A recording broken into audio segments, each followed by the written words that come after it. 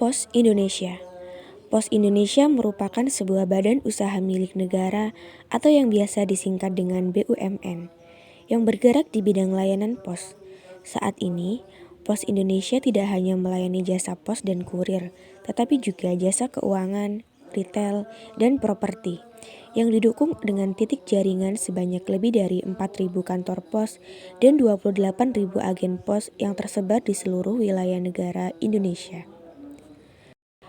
Di Sidoarjo sendiri, kantor pos tersebar di beberapa daerah, di antaranya di kota Sidoarjo, yang terletak di Jalan Sultan Agung nomor 5, Gajah Timur, Magersari, Kecamatan Sidoarjo. Kantor pos Buduran yang terletak di Jalan Kesatrian nomor 9. Kantor pos Suko yang terletak di Jalan Raya Suko. Kantor pos Candi yang terletak di Jalan Raya Gelam. Kantor pos Sukodono yang terletak di Jalan Petarungan Raya. Kantor pos Wonoayu yang terletak di Jalan Raya Wonoayu, Jimbaran Kulon. Kantor pos Gedangan yang terletak di Jalan Belimbing nomor 6, Ketajen, Gedangan. Dengan berjalannya waktu, Pos Indonesia kini telah mampu menunjukkan kreativitasnya dalam pengembangan bidang perposan Indonesia dengan memanfaatkan infrastruktur jejaring yang dimilikinya, yang mencapai sekitar 24.000 titik layanan yang menjangkau 100% kota atau kabupaten, hampir 100% kecamatan dan 42% kelurahan atau desa, dan 940 lokasi transmigrasi terpencil di Indonesia. Seiring dengan perkembangan informasi, komunikasi, dan teknologi, jejaring Pos Indonesia sudah memiliki lebih dari 3.800 kantor pos online, serta dilengkapi dengan elektronik mobile pos di beberapa kota besar. Semua titik merupakan rantai yang terhubung satu sama lain secara solid dan terintegrasi. Sistem kode pos diciptakan untuk mempermudah prosesing pengiriman pos di mana tiap jengkal daerah di Indonesia mampu diidentifikasi dengan akurat. PT Pos Indonesia Sidoarjo merupakan perusahaan yang bergerak di bidang jasa dalam pengantaran paket, surat, dan jasa keuangan.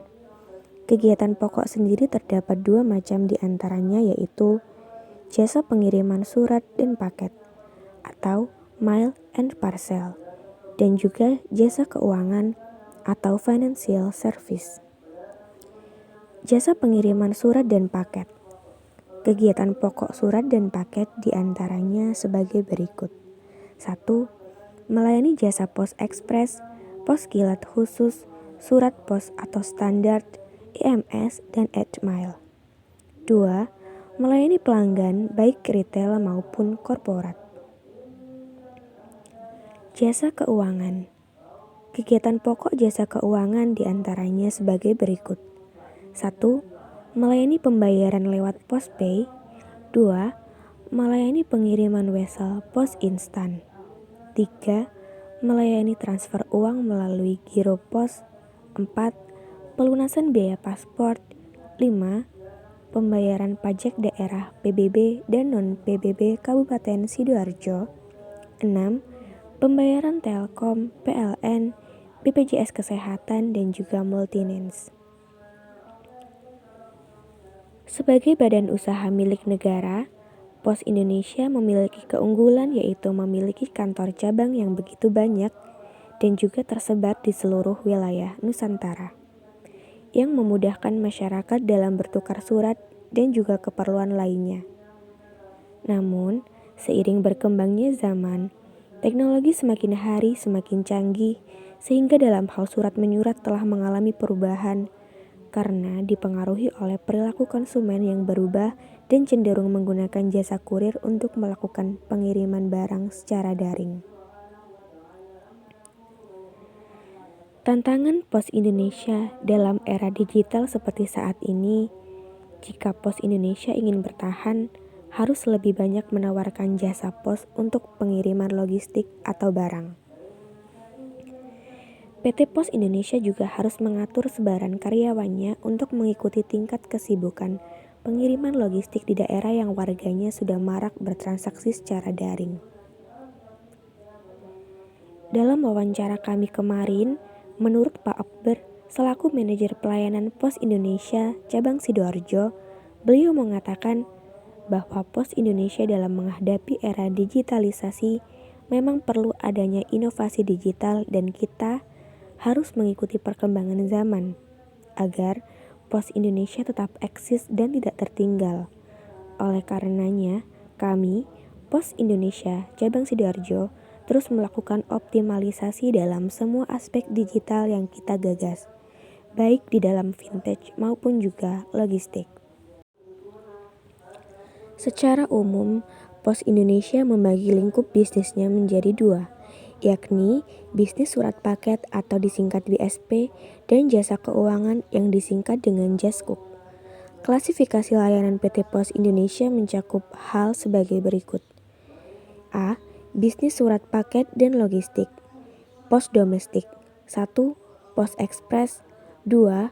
Pos kilat khusus. 3. Paket pos jumbo. 4. Paket pos biasa. 5. Kargo retail atau udara dan juga darat. Pos internasional. 1.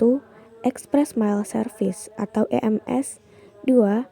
Paket cepat internasional. 3. Pos ekspor. 4. Pos tercatat internasional. 5. Paket pos biasa internasional. 6. Pos udara internasional. Logistik. 1. Integrasi logistik. Bisnis jasa keuangan. 1. Postpay. 2. Wesel Pos atau Instant Prima Cash to Account Western Union. 3. Giropos. 4. Fund Distribution. 5. Bank Channeling. Kelebihan Pos Indonesia. Jika dibandingkan dengan perusahaan jasa ekspedisi lainnya, maka tarif yang dikenakan oleh Pos Indonesia lebih terjangkau dan bisa bersaing dengan baik dengan perusahaan lainnya. Pos Indonesia memiliki jangkauan pengiriman yang sangat luas, bahkan menjadi yang terluas jika dibandingkan semua pesaingnya. Pos Indonesia bahkan bisa mencapai pelosok dan pedalaman yang jarang diakses oleh perusahaan lainnya.